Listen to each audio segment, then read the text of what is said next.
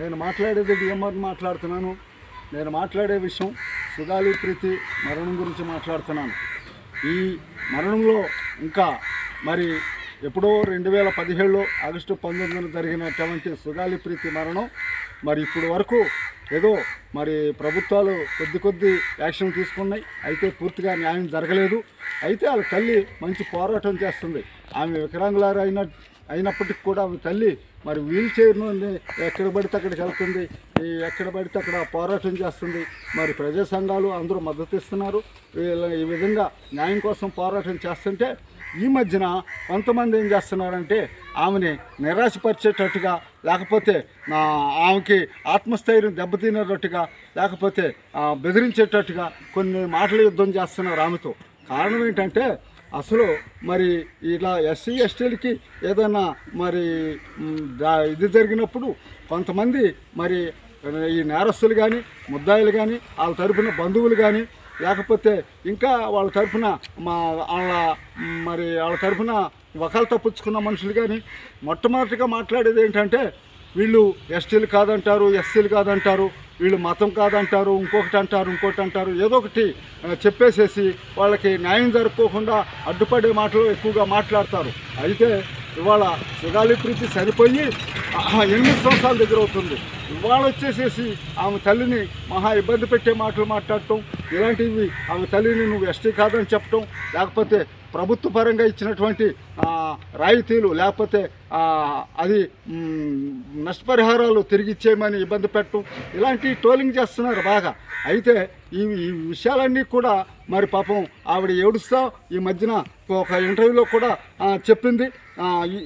ఈ విధమైనటువంటి మరి ఇదా జరుగుతుంది కాబట్టి ఆ తల్లికి మనం అందరం ప్రజా సంఘాలు కానీ ఎస్సీ ఎస్టీ నాయకులు కానీ ప్రజలు కానీ అందరూ ఆమెకి మద్దతుగా ఉండాలనేది మరి మనం ఆలోచించాల్సిన విషయం.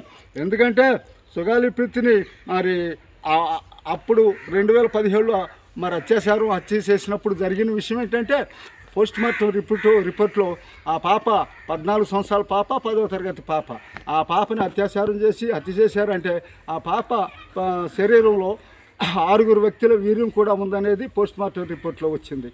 మరి అలాంటి ఘోరమైన విషయం మరి సంఘటన జరిగితే మరి ప్రభుత్వాలు ఇప్పుడు వరకు మరి ఏదో నత్తనడక వ్యవహారం లాగానే నడుస్తుంది కానీ మరి గట్టిగా పట్టుకొని వాళ్ళకి న్యాయం చేద్దామన్నది మరి ఎక్కడ కనపట్టలేదు. మరి ఆ విషయం గురించి పోరాడుతున్నారు ప్రజా సంఘాలు అంతా. సుగాలి ప్రీతి తల్లి అయితే బాగా మరి రాత్రి పగలు నిద్ర లేకుండా కూడా పోరాడుతున్నాము. మరి అదే పని మీద ఉంటుంది. మరి ఇలాంటి సందర్భంలో ఏంటంటే ఇది 2017లో జరిగితే ఆ 2 సంవత్సరాలు చంద్రబాబు నాయుడు గారు ప్రభుత్వంలో ఉన్నారు. తర్వాత జగన్ గారు వచ్చారు ప్రభుత్వంలోకి. జగన్ గారు అయితే మరి చట్ట ప్రకారం సుగాలి ప్రీతి ఫ్యామిలీకి వెళ్ళాల్సినటువంటి నష్టపరిహారాలన్నీ ఇచ్చాడు. ఎలాగంటే ఒక 5 ఎకరాల భూమి ఇచ్చాడు, ఇళ్ల స్థలం ఇచ్చాడు. మరి వాళ్ళ ఫాదర్కి సుగాలి ప్రీతి తండ్రికి గవర్నమెంట్ ఉద్యోగం ఇచ్చాడు. ఇంకా డబ్బు సహాయం కూడా చేశాడు ఆయన. అయితే మరి తర్వాత మరి అప్పుడు ఆ 2 సంవత్సరాలు ఆయనకి జగన్ గారికి ఈ విషయంలో మనం కృతజ్ఞత చెప్పొచ్చు. తర్వాత ఆ 2 సంవత్సరాలు ఏం చెప్పినా చంద్రబాబు నాయుడు గారు ప్రస్తుతానికి 2-3 రోజుల క్రితం మళ్ళీ కూటమి అధికారంలోకి వచ్చింది కదా, అప్పుడు ఆయన మళ్ళీ 2-3 రోజుల క్రితం ఆ కేసుని సిబిఐకి అప్పగిస్తూ నిర్ణయం తీసుకున్నారు. మరి అందుకు ఆయనకి కృతజ్ఞతలు చెప్పొచ్చు. తర్వాత మరి ఈ కేసులో మరి సుగాలి ప్రీతి తల్లికి మరి ఆసరాగా మేము ఉన్నామని మరి జనసేన అధినేత పవన్ కళ్యాణ్ గారు, వైసీపీ ఎమ్మెల్సీ గారు వరద కళ్యాణ్ గారు ఇలాంటి వాళ్ళందరూ వచ్చి మద్దతు ఇచ్చారు. మరి వాళ్ళందరికీ కృతజ్ఞతలు చెప్పుకోవచ్చు. అయితే ఇప్పుడు జరిగేది ఏంటంటే కొంతమంది ఆ సుగాలి ప్రీతి తల్లిని ట్రోలింగ్ చేస్తున్నారు. ఎలాగంటే నువ్వు ఎస్టీవి కాదని, ఒకరు నువ్వు మా నష్టపరిహారాన్ని తిరిగి ఇచ్చేయమని. ఇప్పుడు ప్రభుత్వ పరంగా మరి ఎస్సీ ఎస్టీ కేసు ప్రకారం ఇచ్చే నష్టపరిహారాలు ఇచ్చారు, అవి తిరిగి ఇవ్వాలనేది ఎలాంటి వాదన అనేది మనకు అర్థం కావట్లేదు. ఎందుకంటే ఆమెని కొంచెం నిరాశపరచడం, భయపెట్టడం అనేది చేయడానికి నిర్ణయించుకున్నారని తెలిసింది.